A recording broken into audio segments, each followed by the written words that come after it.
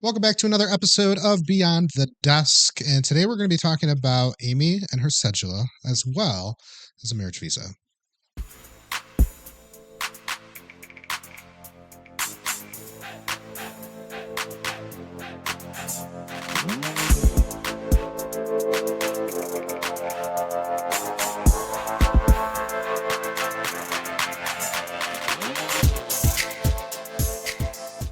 Hello, spouse. Hello, esposo. Esposo. Mi Sposa. esposo. Mi amor. What's going on?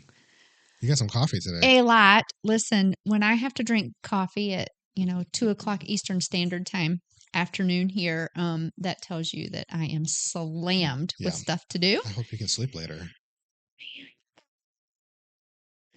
It is what it is. I still have candles to make. This fundraiser No rest for the wicked. is kicking my butt, and we received a grant, so we're able to get into two Detroit schools at no cost to them. So we're super excited about that. That's a great job. With our Kids Voices Matter program. So lots going on, lots to do. But this is a break in the day where we get to talk about Colombia and our plans to go down there in November, late November, for about 3 months, and what our next steps are in order to get us there. In this segment, we're going to talk about uh, me getting my cedula as well as applying for the marriage visa. So the thumbnail that I used on the last video. Yeah. Because our last video is essentially that we're back and we are doing our recap of everything we have to do now because we've made a decision. This is the right and looks next like steps, for us. sure.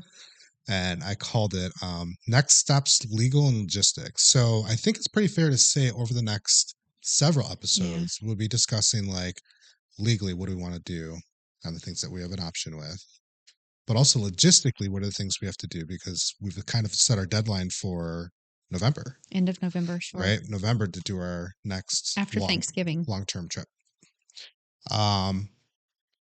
Beautiful. Well, there's like healthcare. There's all the things that we need to do because you and I would like to get some healthcare things done there. They have amazing healthcare down there. But for this episode, we're going to specifically talk about me getting my cedula, which I have to apply for that. I can do that here. It's around $100 to do that. So that is something that I'll be looking into next step. But with the marriage visa, I have to have my cedula before I can apply. And going through Nexo Legal. You know, now I think about it, you asked me how much was my cedula. I don't know if I paid for my cedula or my passport because I got two things done at once when I was in DC. You paid for your passport for So sure. my cedula may not have cost me anything or it may have been very minimal. I don't know. You're a citizen, or so maybe it I might still be have to pay different. when I pick up. And I am a citizen. Yeah, I might have to pay when I pick it up. So I'll be going soon to go get it picked up. I've reached out to them twice now to get my appointment and still haven't heard back. I'm learning patience. Patience. So cedula for you, yeah, we don't know how much it was. We know that I paid $95 on my last one, but that was with maybe that was just your passport. Yeah. So much is going into this that some of it becomes a blur. So plus translations. Exactly. So we do have someone that can help us with translation that lives in Medellin, which is amazing. And we can, reach out to her anytime we need to. But for this in particular, so I printed off, Chad, all the things around a marriage visa and the documents that they will need. And they're very transparent with their pricing. So for me to get a marriage visa, it's going to cost anywhere between $1,000 and $1,200. Is that each time, or is that a one-time your visa then? So that's just a total, an approximate that I came up with because each thing you have to pay differently. So I have to go onto this site and pay separate for this. And I have to go onto this site and pay separate for this. And then for Nexo Legal, it's about $500 for them to be able to do all of this, right? We have to have one of the documents apostilled and just a lot of different things. But here is something very interesting. Okay. I have to be in Colombia while this is processing. I cannot be in the States. So that is a logistic potential issue. Well, I think that one's relatively easy to solve. We just don't do any trips over 90 days. And on our next 90-day trip, we submit the processing so that you are physically there during that time. In hopes that it's done within 90 days. Right. They call you in, say come in for your appointment for verification or Right. finalization, stamp, boom, boom, and then done. Which is another reason why I wanted Nexo Legal to take care of all of Right. this. They know how to translate it all. They're bilingual. That was So going to be my just question. they are bilingual. Yeah. Yes, they're amazing. And you can actually go onto their website if you'll put that in the description for everybody, Chad, because they have a video on there where you can watch that video and it kind of goes a little bit more in depth as well. I encourage you to reach out to them, WhatsApp or email. I reached out via email. They answered back. Miguel is who I spoke with. Yeah. Miguel. So the administrative study rate fee, whatever that is $55 USD. Administrative issuing fee is $271 USD. Oh, here we go. The Cedula is 217 0.5 Colombian pesos. Okay. So if 100 you'll bucks. 100 bucks, 50 bucks. Hold on. 50 bucks maybe. What was It's the not number 217? 217.5. So it's really not all that expensive. And then $55 ish. yep. Yeah. And then the Apostle document USA documents takes 8 to 15 days depending on the state in which the apostlement is being processed. Explain that. What is that? What's apostle versus It's so like a almost notary? almost like a notary. Okay. So maybe Like on an they just call it international level or something. See, yeah, yes. I do that all the time. I see you. So between $140 and $170 for that. Translations, depending on the pages, 2 to 5 days. It's $25 per page. I'm not even sure what that means. But when we have our consultation with Nexo Legal, we'll find out a little bit more about what this means. $25 per page. So this is why I said, we have somebody that could probably translate for us, but I don't know what that means. Is it just translating? Oh, I know what it is. I know what it means. It's translating from English into Spanish. So it has to be written in Spanish. Everything has to be written in Spanish. Fair enough. I get that. That's what it is. So but if they dictate that it's a 13-page document, even though really it should only be 2, but they add extra fluff, we have to pay the additional because that's just what it is. Because they have to take the time to translate so that. That's going to be a question that we need is how many pages should we expect? Because Correct. that could be a difference of hundreds of dollars. I don't think so. I think you're looking at any of the like our marriage license that will have to be translated into Spanish and apostilled.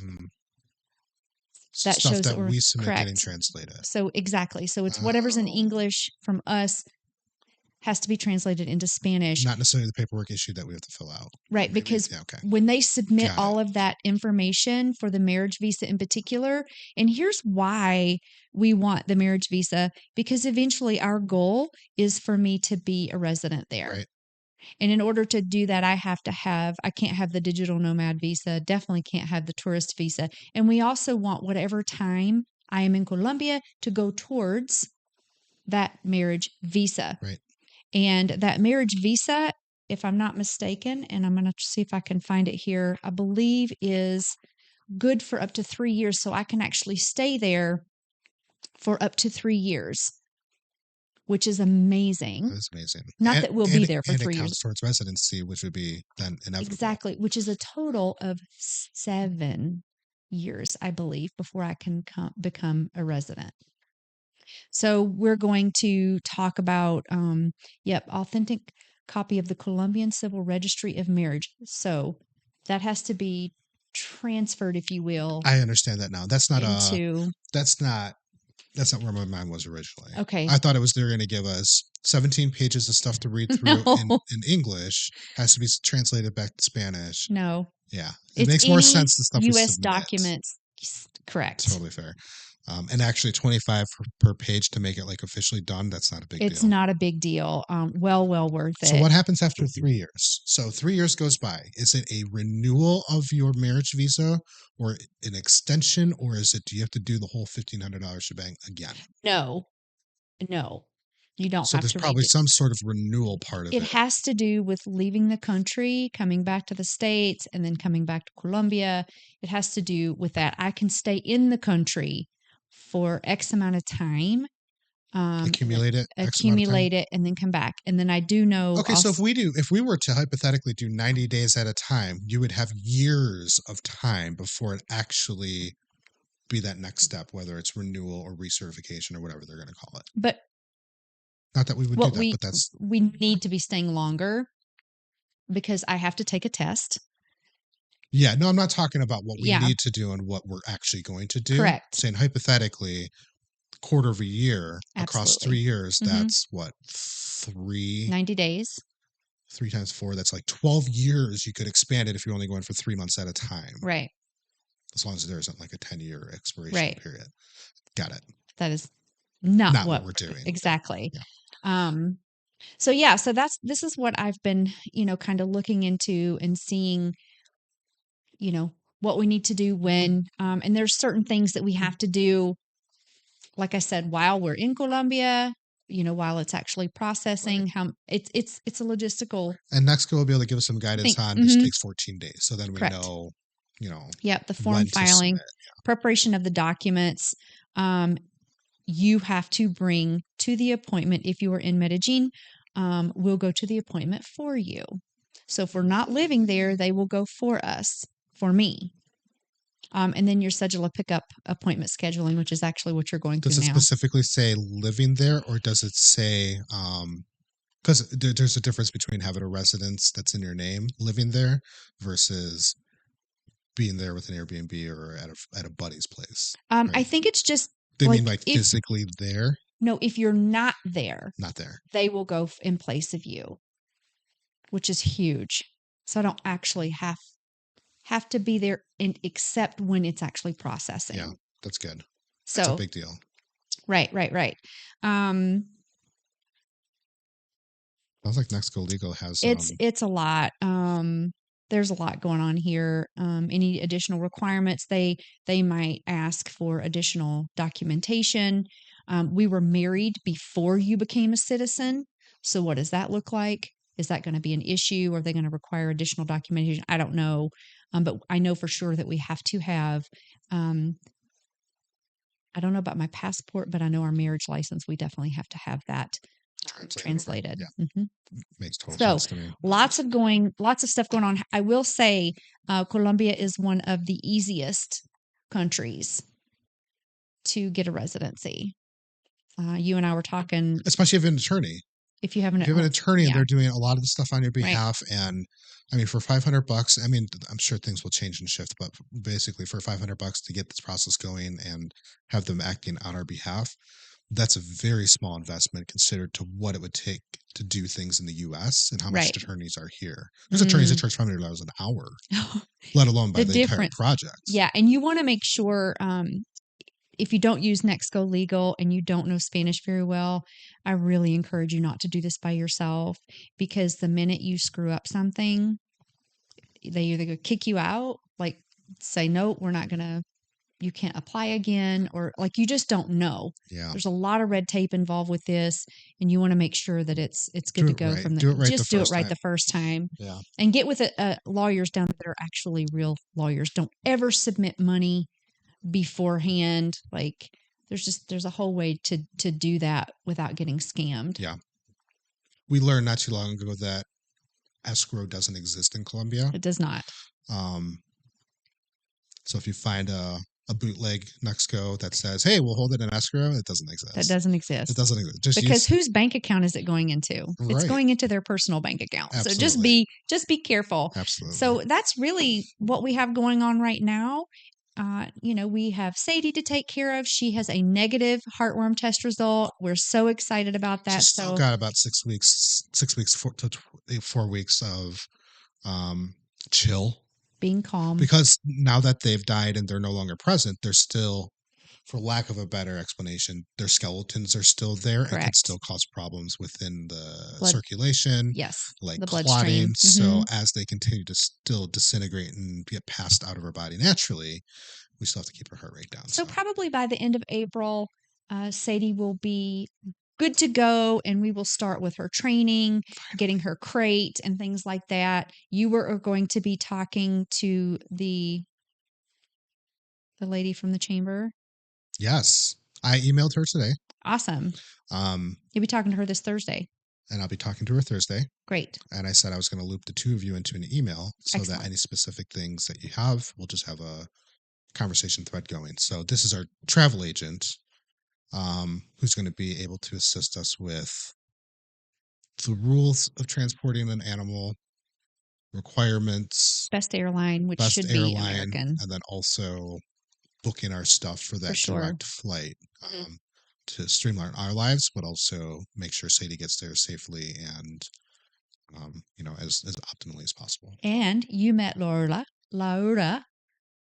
Can you say that? It's Laura here in the Yep. States, but Laura in Spanish. Your Spanish teacher. Yep. Yep, she's my community tutor. And that's She's what we're going to be amazing. talking about next week. Next week. Is we're going to be talking about Chad's venture in Spanish. I'll be booking a class. You gave me the link and the Yep. instructions to get going there, so I'll be doing that. I'll be jumping into Spanish as well. You are just praising her for your classes with her, so I'm excited to get going with the Yeah, and same person. she's really helpful. She connected us to Manuela and just very nice, very kind, and very patient with me. Obviously, learning all that. You learn much quicker than I do. It takes me quadruple the time to Well, learn what I things, don't but do is memorize. I'm not good, and we'll talk about that next week it's in using it. Spanish. We just have to use it more. Yeah. So we have a lot going on in preparation, and yeah, it's all set. You remember our sign out or no? You gonna sign us out? Sign us off with our until next time. Until next Keep time, expanding keep expanding your horizons and living and no, and living beyond the and desk. having no, Yeah, this is bad news. it's okay. So I don't memorize either. You're See, just do it. Just keep keep tuning in. expanding your minds and And living beyond the come disc. back and see Come us. back and see us. Have an extraordinary week, you guys. Oh, we are too funny.